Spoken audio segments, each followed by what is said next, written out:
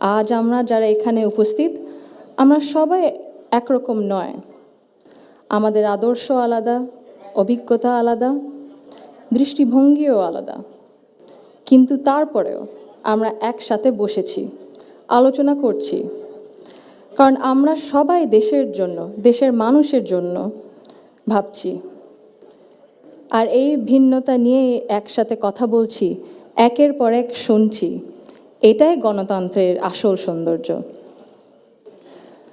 আমার আগে যারা সম্মানিত প্যানেলিস্টরা কথা বলেছেন তাদের সবাইকে আন্তরিক ধন্যবাদ জানাই আপনারা অনেক কিছু বলেছেন হয়তোবা আমিও বলে ফেলবো সো আমাদের একটা মাইন্ডসেটে আই থিঙ্ক সিমিলারিটি আছে আমার খুব ভালো লেগেছে শুনে আমি আজ এখানে দাঁড়িয়েছি ভিন্ন এক অনুভূতি ও আবেগ নিয়ে বাংলাদেশের এই পলিসি লেভেলটায় আমার প্রথম বক্তব্য এটা আমি এমন কেউ নয় যার কাছে সব প্রশ্নের উত্তর আছে বা সব সমস্যার সমাধান জানা আছে তবু আমি বিশ্বাস করি নিজের ছোট্ট জায়গা থেকেও সমাজের জন্য দেশের জন্য কিছু করার আন্তরিকতা আমাদের সবার মধ্যে থাকা উচিত আজ আমি এসেছি শুধু শুনতে শিখতে এবং একসাথে কাজ করার মনোভাব নিয়ে এগিয়ে যেতে Today's dialogue is about women shaping the nation. But before we speak about shaping the future, we must be honest about the everyday lives, reality shaping women's lives in Bangladesh. My earliest understanding of women's roles in society came from my family, as it does for most of us. Long before we encounter policies or laws or institutions, our homes become our first classrooms. They teach us what is possible, what is acceptable, and what is expected. In my home, certain things were never questioned. It was never questioned whether a woman could pursue an exemplary medical career while raising a family. It was never questioned whether a woman could build a nationwide social welfare organization on her own merit. It was never questioned whether a woman was fit to lead, to command authority in a room full of men. And it was never questioned whether the men in our lives would stand alongside the women in their lives as equals. My mother continued to excel professionally as a cardiologist in government hospitals, often in patriarchal settings, because she had encouragement and support at home to balance both career and family. In 1979, my Nanu, Saida Iqbal Banu, began using her own home to open a free elementary school for vulnerable and disadvantaged children. What began as a personal act of care grew into one of the earliest NGOs in Bangladesh, Shurubhi, creating meaningful and lasting change in young people's lives. The belief that women's dignity must be recognized both privately and publicly was also reflected in my grandparents' lives and leadership beyond our family. My grandfather, President Zaima Rahman, understood that development was incomplete if women were excluded. He saw women as capable contributors at home, at work, and in public life. And that belief carried into the choices he made as a leader. Under his leadership, the expansion of the garment sector meant millions of women entered formal work for the first time, gaining independence and income. The creation, then, of the Ministry of Women's Affairs reflected a conviction that improving the lives of women and girls required intention and structure. These were not just policy decisions, but they were an extension of the values that he lived by personally. That foundation was carried forward by my grandmother, Begum Khaleda Zia, who understood the transformative power of education that gave women voice, choice, and confidence. Under her leadership, girls' education was treated as a right, not a privilege. Free secondary schooling, alongside programs such as Food for Education, Cash for Education, helped keep millions of girls in schools and change the course of families across the country. Her female secondary school assistance project achieved gender parity for the first time in secondary education and became a model replicated beyond Bangladesh. আমি যদি একটু সময় নিয়ে actually একটা ঘটনা মনে এসেছে দাদুর ব্যাপারে এটা বলতে বলতে দাদু যখন আমাদের সাথে লন্ডনে ছিলেন গত বছর প্রথমের দিকে, উনি যখন এসেছিলেন তখন হাসপাতালে ছিলেন কিছু চিকিৎসার জন্য। ওখানে বিভিন্ন দেশ থেকে নার্স ছিল, ডাক্তার ছিলেন, এবং একটি নার্স ছিলেন নাইজেরিয়া ওয়েস্ট আফ্রিকাতে। আম্মা আব্বা একদিন দাদুকে সকাল সকাল দেখতে গেছিল। তো নার্স তারপরে বলেছে যে, ও আমি তো আপনার মাকে চিনেছি। আম্মু আব্বু বললো, কিভাবে? আপনার মাই প্রথম ইলেক্টেড প্রাইম মিনিস্টার বাংলাদেশের না? আম্মু আব্বু তো অবাক, হ্যাঁ আপনি কিভাবে জানেন?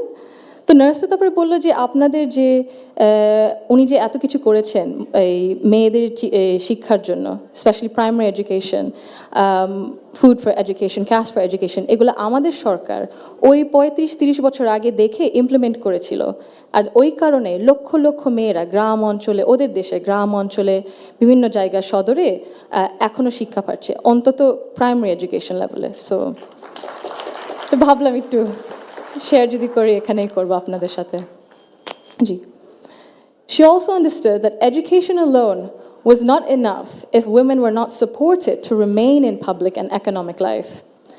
Supporting women to access credit, build livelihoods, and grow small businesses mattered. So did recognizing the realities of motherhood, of childcare, and that required systems being strengthened around maternity leave and childcare, which she did. That is because women were made to choose between family and participation in the economy. For me, these legacies show the values that I saw both reflected at home and in public. I was privileged to grow up surrounded by exceptional women, confident, capable, and accomplished. I was equally fortunate to have male role models, including my father and my grandfather, who valued those women and never felt threatened by their strength or ambition. In fact, the four most important people in my father's life, in my opinion, have been women for decades. And he has treated them with deep respect and reverence, not as an exception, but as the norm.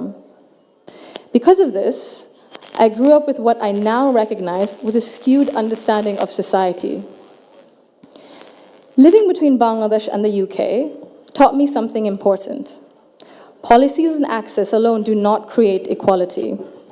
You can expand education, pass laws, set national targets, but if social norms and daily expectations and mindsets remain unequal, empowerment remains fragile. This is not about overt discrimination.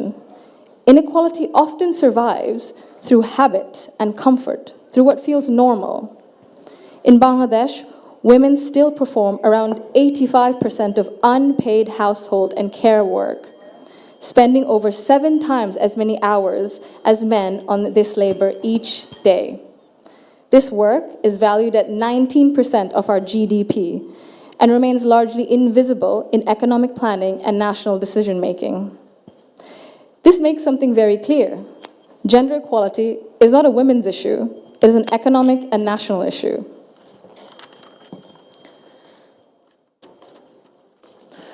When women carry the bulk of responsibility, their participation in the formal economy suffers.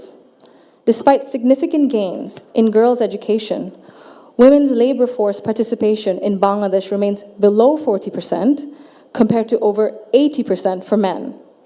Women are far more likely to step back from paid work after marriage or childbirth, not because they lack ability or ambition, but because systems assume they will absorb the cost.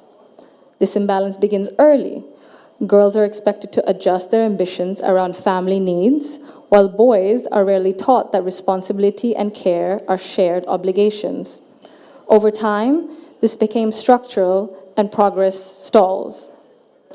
Women are already leaders, and many of those leaders are in this room today. Women who have carried institutions, families, movements, and communities forward, generation after generation.